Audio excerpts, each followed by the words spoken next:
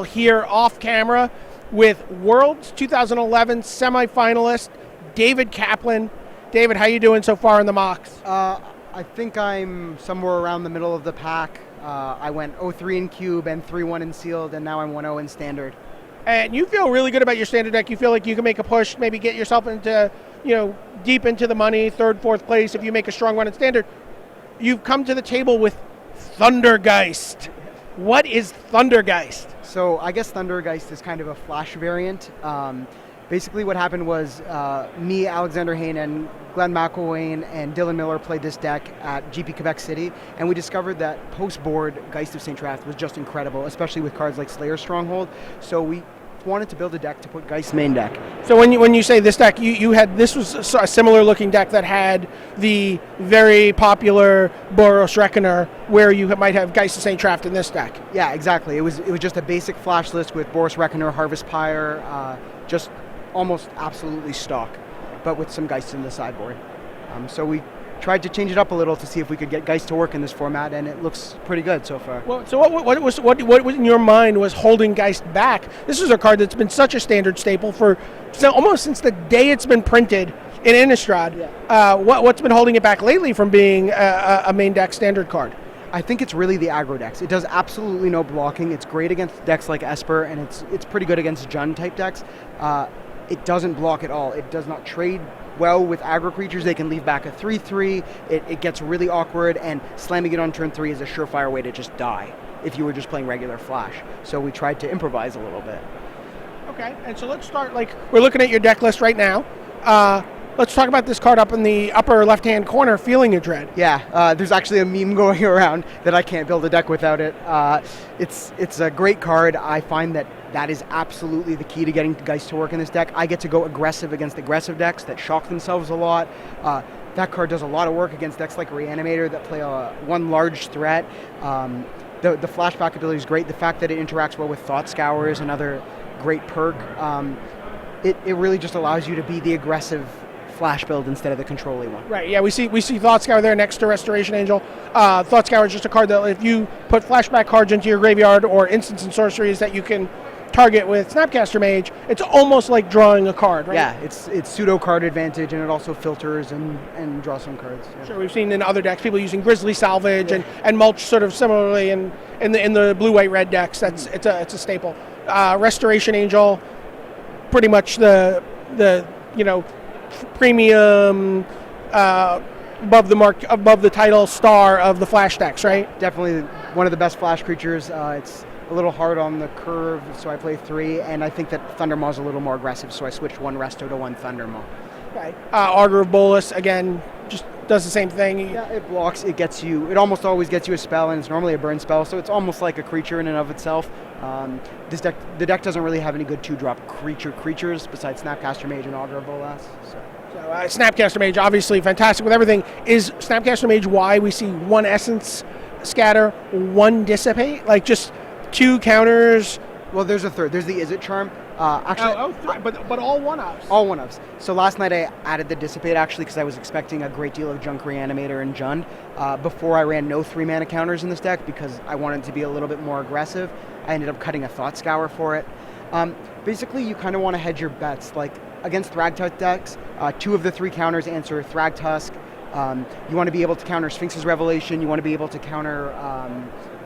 there's a bunch of really, really important cards that you need to hit, and you only need to hit them once for the match to be over.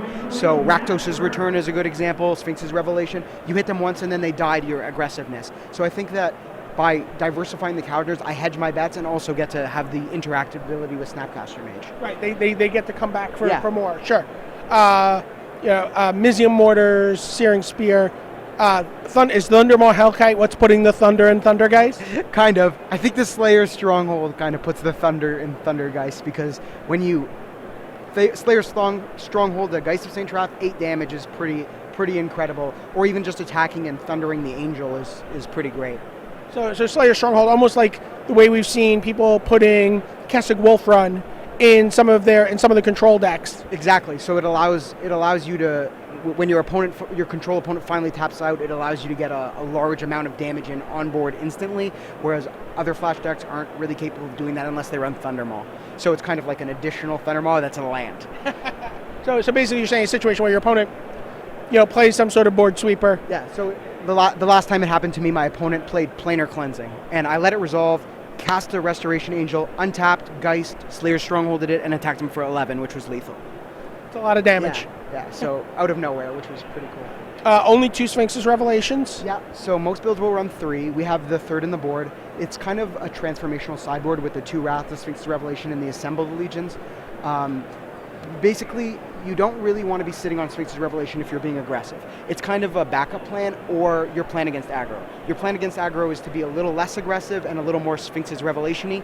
But for example, first round I played against Mono Red and boarded in the Wraths in Revelation, and I had a Wrath in hand and never cast it. I just kept playing other spells. So I got to tell you, I walked over. You're playing your first round against Haruki Yashimata, and he came out of the gates blazing, right? It was like 1-drop, hasty 2-drop, had more stuff going down that. There was a Hell Rider on the horizon, and you were stuck on lands, and I got to tell you, I walked away. I had written you off as dead that game. What happened? So basically, what happened was I had 3 lands in hand, but 2 of them were shock lands. So on my third turn, I was forced to shock myself to represent Dissipate, so that he wouldn't play the Hell Rider. It worked. He didn't play Hell Rider. He played Pillar of Flame instead. I then untapped and drew a third shock land, shocking myself again against Mono Red, and was able to chain Restoration Angels to block, surviving at 2 life, eventually Sphinx's Revelation myself up. So it ended up working out pretty well, and then game 2 was just totally stolen by Feeling of Dread. He went very aggressive, and all I played was a Geist, and I just Feeling of Dreaded his guys, and he died. Awesome. So let me ask you a quick question. So sort of an aggro control deck. How many lands do you play in an aggro control deck? I'm playing 25 because I play Sphinx's Revelation. It could be right to play 24 and not play the Sphinx's Revelation, which is another build that I considered a couple days ago. I'm not too sure. I haven't had enough time to figure that out, but I think that this list is pretty good for where we're at right now. And how big a deal can the difference between playing 1 extra land or playing 1 fewer land make in the way a deck plays out?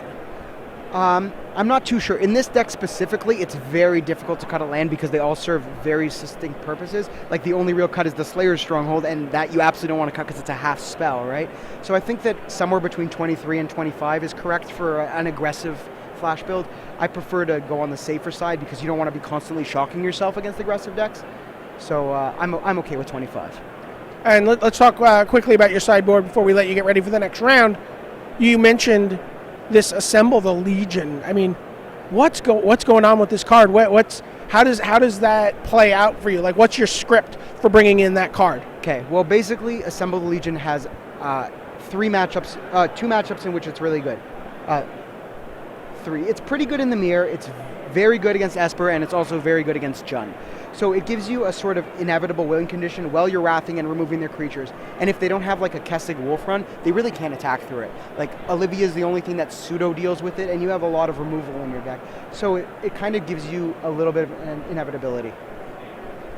All right, well, there you have it. Thundergeist from David Kaplan, Team Mana Deprived, fighting for a good run here in Standard. And signing off, this is Brian David Marshall, sending it back to the booth.